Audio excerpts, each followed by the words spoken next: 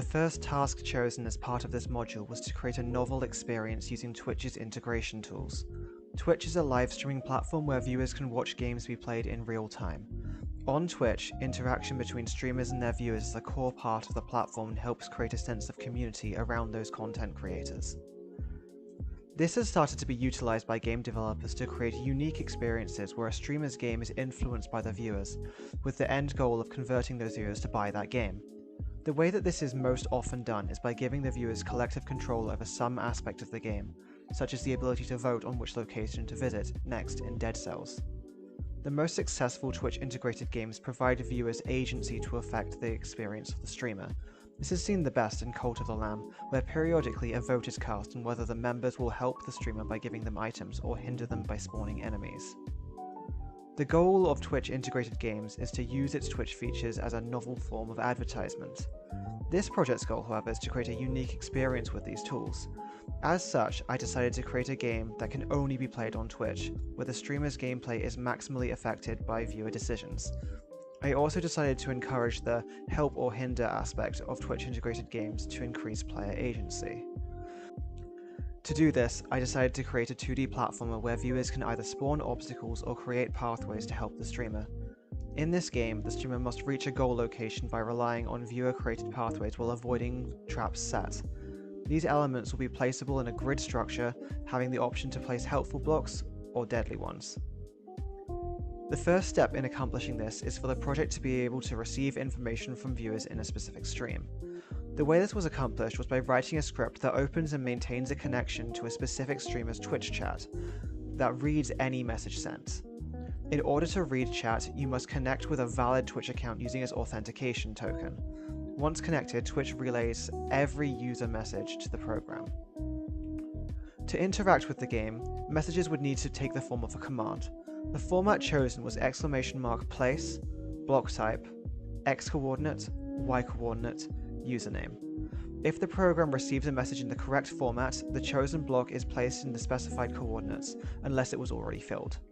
Initially, 3 block types were created: ground, saws, and bombs. Ground tiles allow the player to walk across and wall jump off of them. These are designed to be used by helping viewers to create a route for the streamer to progress. Saws are obstacles that damage the streamer if they touch it. These are designed to be used by hindering players to prevent progression and kill the streamer. Bombs destroy a single tile, bypassing the normal rule of not allowing blocks to be placed on occupied tiles. These are meant to be used by either team to further their respective goal. With the basic game created, the focus can now be turned to using Twitch's integration tools to design an intuitive user interface for the game. Twitch provides a feature called extensions, which allow developers to add custom web pages onto part of the Twitch website. There are multiple types of extension, but the one used in this project is called an overlay extension. An overlay extension allows a mostly transparent web page to be layered on top of the stream view. This type of extension was chosen to allow users to click on a grid tile in the stream to place a block at that location in-game. To accomplish this, an array of HTML buttons were created, which each have a reference to their own coordinates. When a button is pressed, it sends a command message in chat with the appropriate coordinates. Different block types can be selected using buttons on the right side of the screen. This extension can be added by a streamer to make it available for their viewers. To further encourage viewer collaboration, 2 new block types were added. These blocks do nothing on their own, but spawn something powerful when combined in a specific pattern. For helpers, health blocks are created, which spawn a healing power-up when a plus sign is created. For hinderers, a bigger bomb was created that destroys a 3x3 area and damages the player. This bomb is created by filling out a 3x3 square. The project successfully shows how Twitch's integration features can be used to create a truly unique experience that can only be had on Twitch. However, there are improvements that could be made in the future to better the experience. Firstly, the method used to communicate between Twitch viewers and the game, which is the chat box, is potentially problematic as the chat could become flooded with commands very quickly if many viewers are playing simultaneously. The method of sending chat messages using the overlay extension is also a problem, as my Twitch account's authentication token was given to accomplish this, which is a big security concern. To remedy this, a different communication method should be explored, one such option being Twitch's event sub or pub sub system. This project could also further integrate other Twitch features to enhance the system. One example is utilizing channel points. Channel points are a currency that viewers accumulate while watching a streamer. These points can either be spent or gambled on predictions, an event where viewers wager points trying to guess the outcome of a specific situation, receiving a payout if successful. This feature could be utilized by the program to create a prediction at the start of the game on whether the streamer will win or lose, and allow the viewers to attempt to create their winning outcome once the game starts.